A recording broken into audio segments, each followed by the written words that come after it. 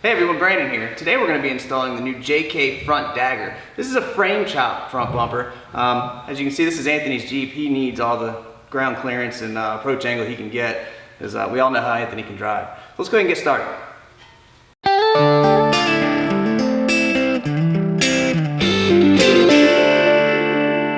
The first step is to remove the factory bumper or aftermarket bumper or any other accessories you may have.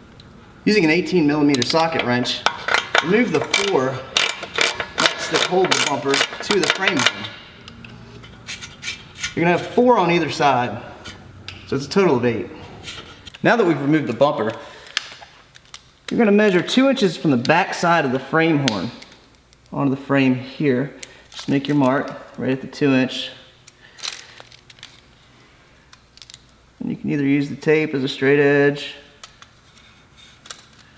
to kind of guide you, or you can use an actual ruler. On all 2012 and up models, you're gonna have a vacuum pump. This needs to be removed because we're gonna be chopping away this frame, and also we're gonna be removing the bracket that is attached to the frame. So basically take a 10mm wrench, take these 2 bolts off, and set it aside. With the front bumper removed and the vacuum pump already taken out, it is important to note that there usually is a crash bar here. Obviously, this one does not exist. It's been cut off for us. But I want to show you exactly what the crash bar looks like, just so you'll have some reference. This is what the factory crash bar looks like. Usually we'll have a lower skid that attaches to it, but with the frame chop, obviously this needs to be cut out. If you need help getting off the fence when it comes to cutting your frames, I find it's always helpful to play a little Sheryl Crow. The first cut is always the deepest. Now that everything is marked, let's go ahead and start cutting.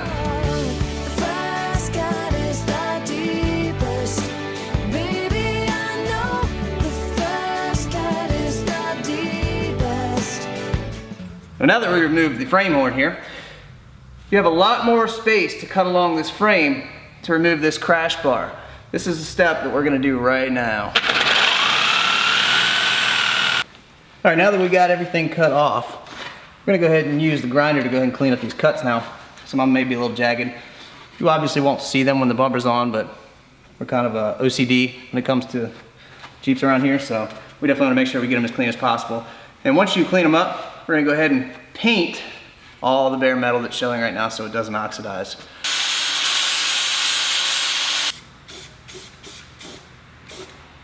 With the crash bar removed, obviously with you Rubicon guys out there, I know what you're thinking.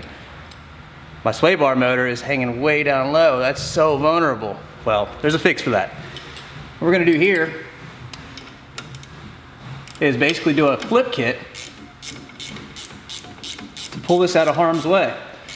Using a 15mm wrench, go ahead and take the support bolt out of the sway bar motor itself.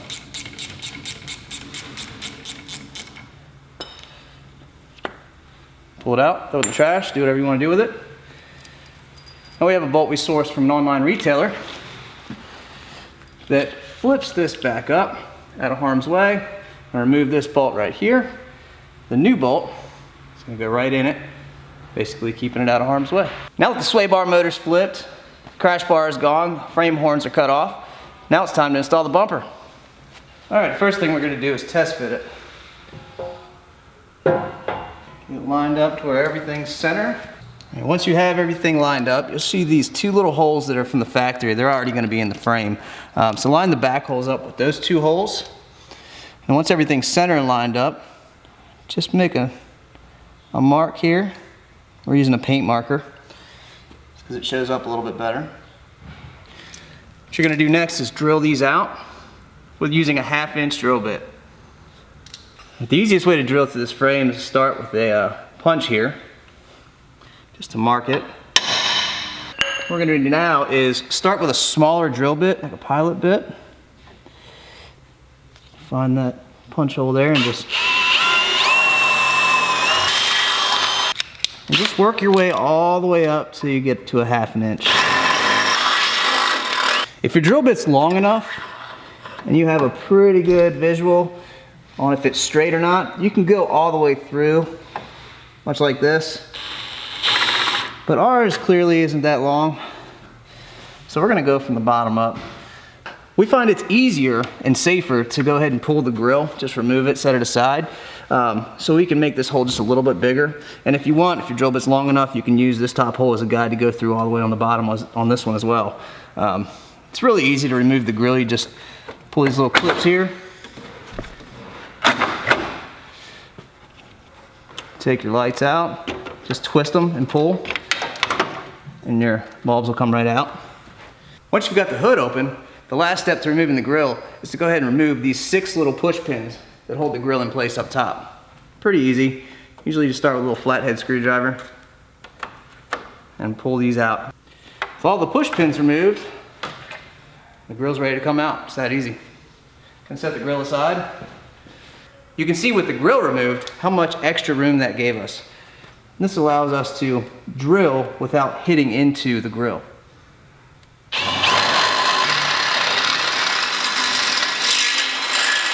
All right, so if your drill bit's not long enough, like ours wasn't, the easiest way to do this, to measure to make sure your holes are straight, is to measure the distance from the part you cut here on the frame end to the center of the hole. Right here, we're at 1 inch on the front hole and 4 7/8 on the back hole. So what we're gonna do now, let's measure 4 7/8 in the center.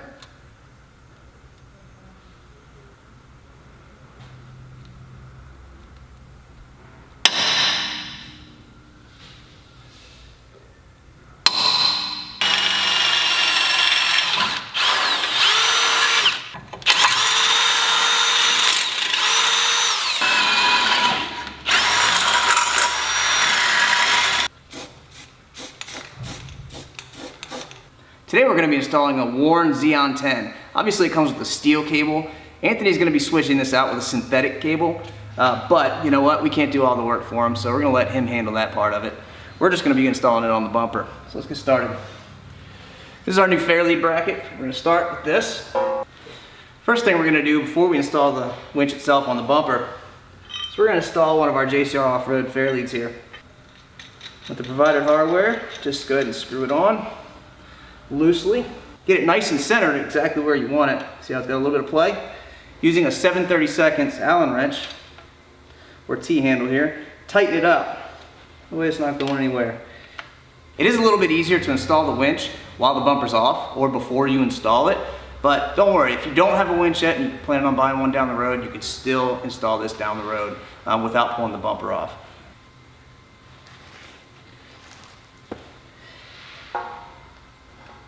Just set it on the bumper itself. And once you have the 2 back bolts holding the winch in place, you're going to want to push the Fairlead bracket back as far as possible. And that's going to leave you right there where the front of the Fairlead bracket's actually flush with the face of the bumper. Once you have the winch loosely mounted,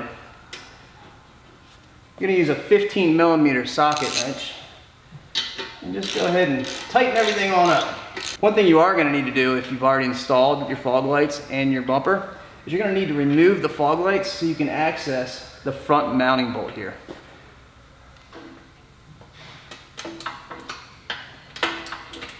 When you remove the factory fogs, you'll notice these little holes here. They're held in by 4 Phillips head screws. They're little rinky-dink screws. They're tiny. You can see the massive studs here we have to mount our fog lights. Much beefier, much stronger. So what you're going to need to do is drill out the 4 mounting holes, just like that. These have obviously already been pre-drilled, but that's what you're going to do to get them to actually fit over our mounting studs here. I'm using the supplied 1/4 inch by 20 flange nuts here. Just thread them on finger tight. All right, let's tighten them up with a 7/16 socket wrench. And an extension, make it a little bit easier, that way you don't scratch the powder coat. Just snug them down. You don't need to get them super He-Man strength tight, but just snug to where it's not going to go anywhere. It's that easy. I'm going to repeat this process for the other side. All right, that is it.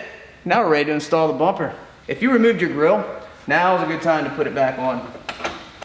With the added weight, the winch and the bumper, it's probably going to be easier to have a helping hand putting this back on the frame here. So Cameron, if you don't mind.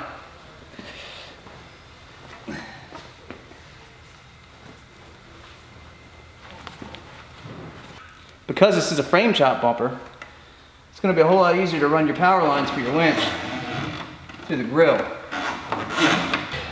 With the bumper loosely installed on the frame ends, make sure you line the mounting holes up in the bumper with the mounting holes that you drilled in the frame.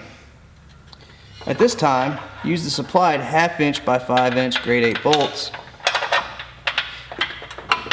and make sure they go all the way through both sides of the bumper. Now on the bottom side of the bumper here, where the bolt actually came all the way through, then put your washer here and the supplied nut just finger tight.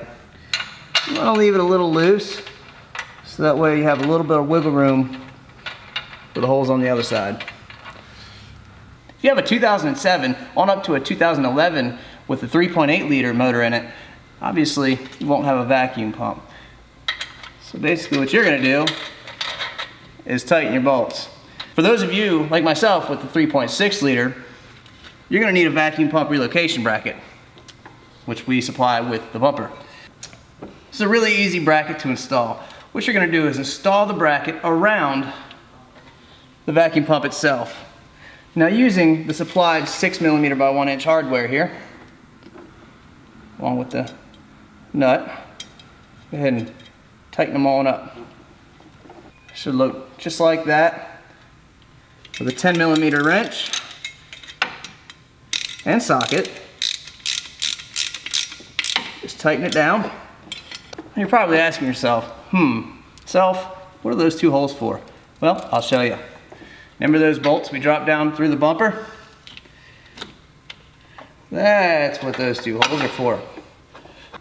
Using the hardware provided, the vacuum pump bracket sits in there just like that, out of harm's way. Now we're on to the final step of tightening the bumper to the frame.